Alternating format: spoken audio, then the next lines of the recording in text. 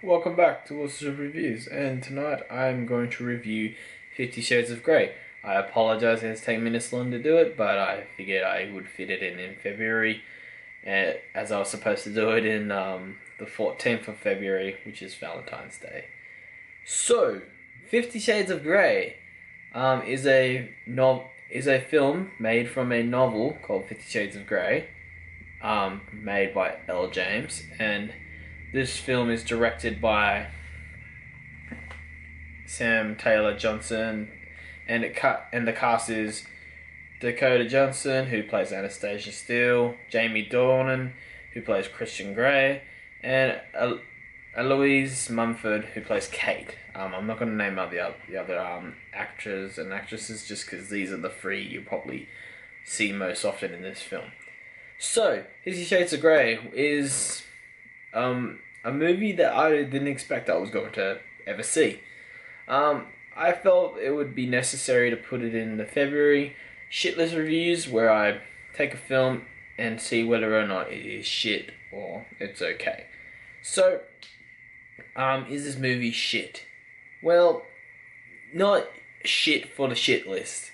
It's not a bad made film. It's a really okay made film.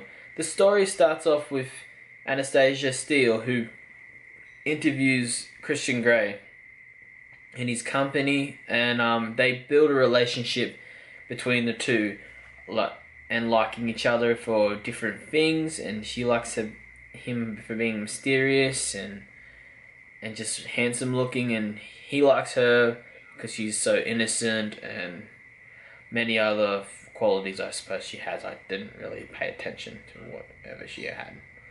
So, in that film, she builds that relationship with him, and the relationship builds over heavy, where he doesn't really want to be with her, but he wants to stay with her, and she can think of nothing but him and only want him, and the relationship revolves around these two having sexual relationship with BDSM inserted, and him being a dominant person, wanting to be the dominant man and wanting to treat her as I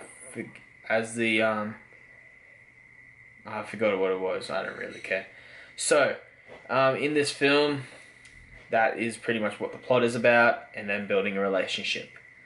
So, what is okay about this film? The acting is good for the most part. I do believe Dakota Johnson could have been a little bit better in some scenes. She was pretty good for most scenes, so can't really say she was a bad actress in this movie. James Dornan was an okay actor. He did a pretty good job in his role. I liked him in that role, but I felt like he could have been given the role a little more oomph to it. Like, it just didn't seem like it suited him all that much. Like, I wanted somebody a bit different, somebody a bit more I don't know, like, in the way that the way I'm picturing Christian Grey, I didn't expect blonde hair. I mean, I didn't expect his hair. I thought it would have been more darker, something like that. I don't know. Just anyway, so that's about that. Some of the scenes are okay, and they're well shot, and they're well lit, and the camera angles are really excellent, and they do a good job for the most part of things. They do execute scenes really well. But then you gotta get down to the crux of what makes this film bad. The music is the worst by far. I hate every single track in this film. It just does not suit the scenes. It just does not suit them at all. They try to put the new trendy pop music, and it just doesn't suit the scene. You sit there wondering whether or not is there going to be a scene with actually half decent music, which I could only really think of one scene where they actually played a nice bit of jazz music, which I forget who sung the scene, but it was when they were dancing in his room, and yeah, I like that scene. That was an excellent scene. I like the music in that scene, but all the other scenes they suck. They just have all these stupid pop songs that you just oh god, what are you trying to do? Like, you could have easily just inserted like just like an easy violin theme, smooth jazz theme, or whatever to make the scenes intense and all that, like an orchestra. But no, you wanted to use pop music for some of it, and it just doesn't suit it, in my opinion. You had the guy, yeah, Danny Elfman, out of all people, to make the themes, and it could have been great. And if you just use those themes, not just forget the soundtrack. Who gives a shit about the soundtrack and trying to promote artists and all that? Sometimes films that have music in it is not that good. Suicide Squad proved that it can do really good with a soundtrack, with the right tracks.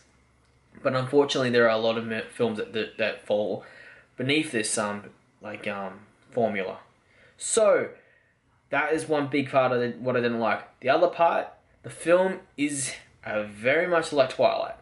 And the author has come out and said that 50 Shades was made from a Twilight fan fiction, and she just changed the characters and some of the parts and made a best-selling book. I kind of don't like that. And I didn't like this story. I really didn't like this story very much.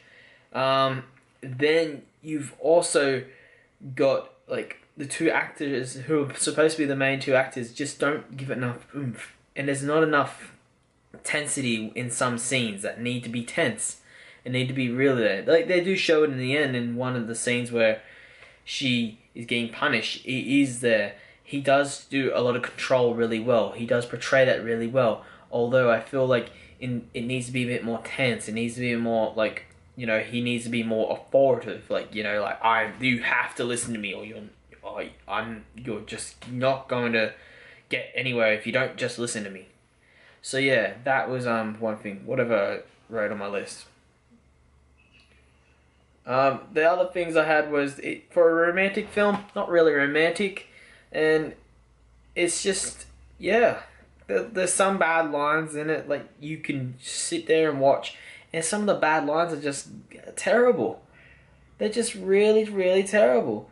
Like you just think like why did you choose to say that in that moment, and and just for me, for a film, if you're going to go with romance and stuff like that, obviously this isn't as big of a romance film as you want it because you're building a story around it. But I still feel like the romantic scenes needed to be done a little bit better. You could have done it a little bit better. There were okay scenes. This movie is summed up with softcore porn, trendy pop music that you hear on the radio, okay acting from two notable actors who can act when they want to, a director who's proven that he can do okay at times, and just a story that is just too much like Twilight. And it's just, the only difference is it has no vampires and it has BDSM and more sex. Twilight had no sex in the first movie. So, that is my opinion on 50 Shades of Grey.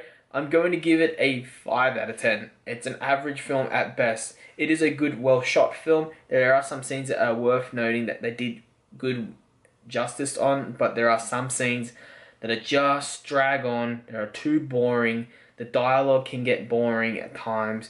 The music is a killer for this film. I just feel like they just killed it with all this trendy, stupid pop music. Why do people think that romance films need pop music? You can just use themes from orchestras, from your musical score director.